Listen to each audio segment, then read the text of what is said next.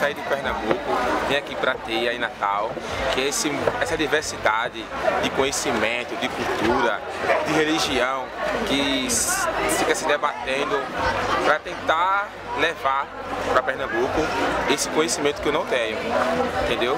E assim, o que eu trago de lá para cá é um pouco da minha cultura, que lá é a terra do frevo.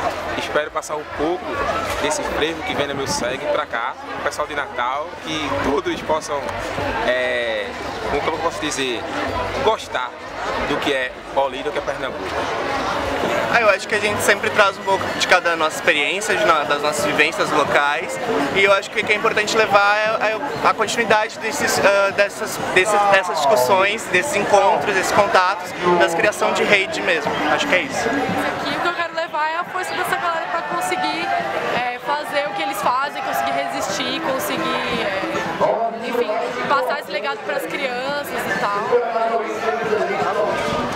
Bem, enquanto delegada, eu trago a expectativa do Estado do Rio, né, sobretudo com relação ao audiovisual, e trago muito amor, afeto e carinho. E aí o que eu quero levar e que eu tenho conseguido aqui é o meu caminho de volta, são contatos com os meus ancestrais. Então é a raiz da cultura viva que eu tenho buscado aqui, o contato com os mestres, possibilidade de estar com pessoas como o TC que está ali, que é uma das pessoas incentivadoras para a minha caminhada. Então eu levo muitas demandas porque eu tenho um compromisso maior aí com a continuação desse legado. Fora o aprendizado político e outras questões mais.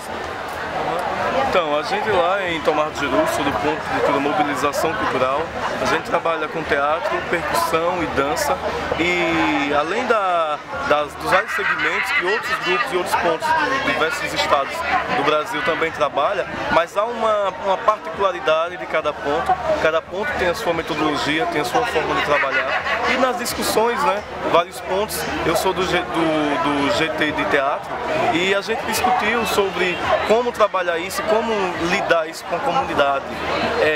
Além desses debates, dessas discussões, que isso tem contribuído muito, eu acabo levando para lá a diversidade de conhecimento de vários estados, seja do próprio GT de teatro, seja a diversidade de manifestações artísticas que a gente vê aqui, pessoas do Rio Grande do Sul, pessoas do Ceará, pessoas do Rio Grande do Norte, aqui na Teia.